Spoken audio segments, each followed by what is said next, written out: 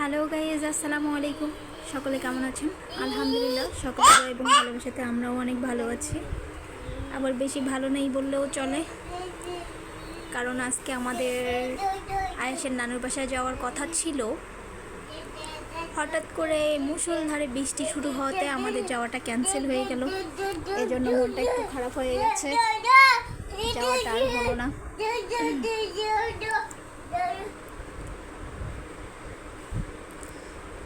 ছেলে আমার প্রচুর পরিমাণে দুষ্টু হয়ে গেছে, সারাক্ষণ শুধু বাহিরে যেতে চায়, ঘুরতে পারলে খুবই খুশি।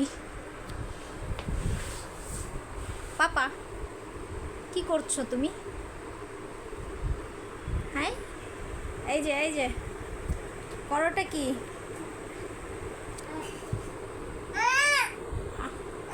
কি করবো? মোবাইল দিয়ে কি করবো?